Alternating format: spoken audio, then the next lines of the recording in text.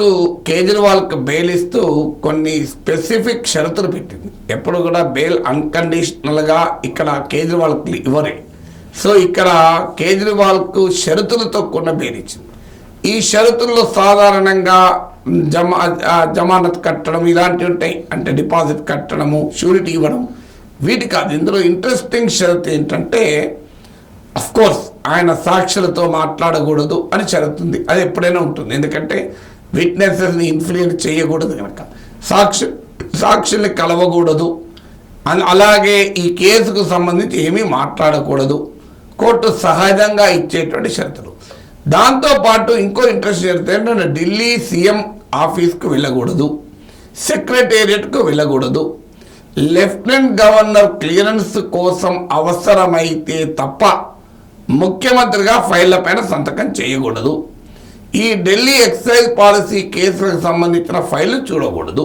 ఇది సుప్రీంకోర్టు పెట్టినటువంటి కండిషన్స్. అంటే సుప్రీంకోర్టు బెయిల్ ఇవ్వటానికి కేసులో ఉన్న మెరిట్స్లోకి వెళ్ళలే.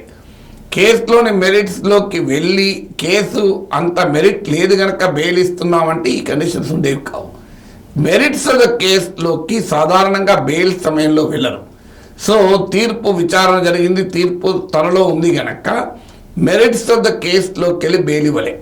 బెయిల్ ఇవ్వటానికి ప్రధానమైన కారణం ఎలక్షన్స్, ఆమ్ ఆద్మీ పార్టీ, ఆ పార్టీకి కేజ్రీవాల్ జాతీయ కన్వీనర్, ఆయన ఎన్నికల్లో ప్రచారం చేసుకోవాలి. ఈ ఫ్యాక్టరే సుప్రీంకోర్టు పరిగణలోకి తీసుకుంది. అందుకే ఎన్నికల ప్రచారాన్ని స్వేచ్ఛగా చేసుకోవాలి, ఆయనకు ఏ రకమైన ప్రచారానికి అడ్డంకి ఉండకూడదు అని చెప్పింది. కానీ ఢిల్లీ ముఖ్యమంత్రిగా విధులు మాత్రం నిర్వహించడానికి అడ్డంకి పెట్టింది. అందుకే ఆయన ఢిల్లీ సీఎం ఆఫీస్కి వెళ్ళకూడదు, ఆయన సెక్రటేరియట్ కూడా వెళ్ళకూడదు అనే కండిషన్ పెట్టింది. అందువల్ల ఈ బెయిల్ బట్టి కేజ్రీవాల్ కేసులో ఏ తీర్పు వస్తుందని మనం అంచనాకు రాలేము. ఎందుకంటే కేజ్రీవాల్ తన అరెస్టును కూడా ఛాలెంజ్ చేస్తూ కోర్టులో కేసు వేశారు. ఆ కేసు ఆల్రెడీ విచారణ దశలో ఉంది, తీర్పు రావాలి. అందువల్ల బెయిల్ వచ్చింది కనుక కేజ్రీవాల్ పైన కేసు కొట్టివేస్తారనో మన కంక్లూజన్కు రావటానికి అవకాశం లేదు.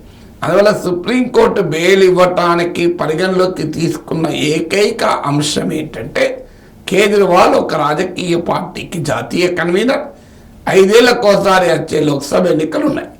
ఈ 2 ఫ్యాక్టర్స్ను మాత్రమే తీసుకుని సుప్రీంకోర్టు బెయిల్ ఇచ్చింది.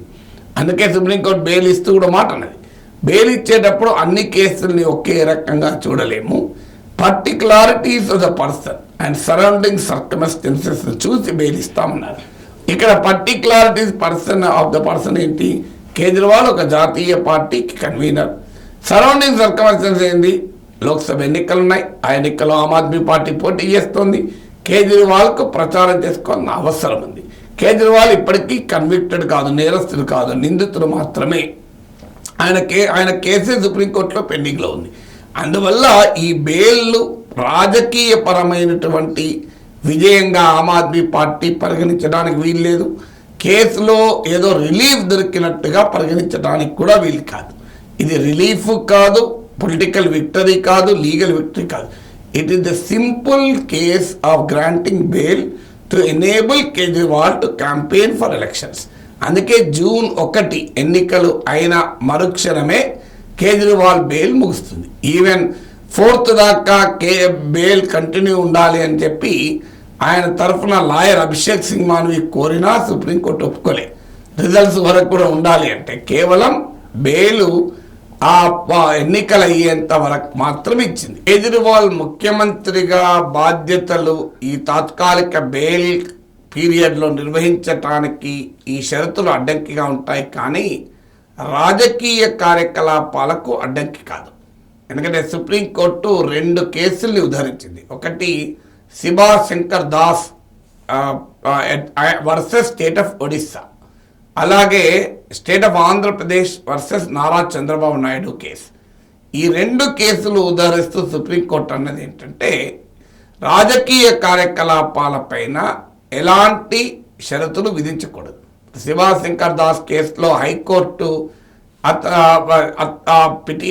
నిందితుడు ఏ రకమైన బెయిల్ పొందిన శిబా శంకర్ దాస్ ఏ రకమైన రాజకీయ కార్యకలాపాల్లో ప్రత్యక్షంగా కానీ పరోక్షంగా పాల్గొనకూడదని కండిషన్ పెడితే సుప్రీంకోర్టు దాన్ని కొట్టేసింది. నారా చంద్రబాబు నాయుడు కేసులో కూడా పబ్లిక్ ర్యాలీస్లో అలాగే పొలిటికల్ యాక్టివిటీ ఆర్గనైజ్ చేయకూడదు అన్న కండిషన్ సుప్రీంకోర్టు ఒప్పుకోలేదు. అందువల్ల కేజ్రీవాల్ కేసులో కూడా సుప్రీంకోర్టు రాజకీయ కార్యకలాపాలపై ఏ రకమైన కన్స్ట్రెయిన్, ఏ రకమైన ఆంక్షలు పెట్టలేదు.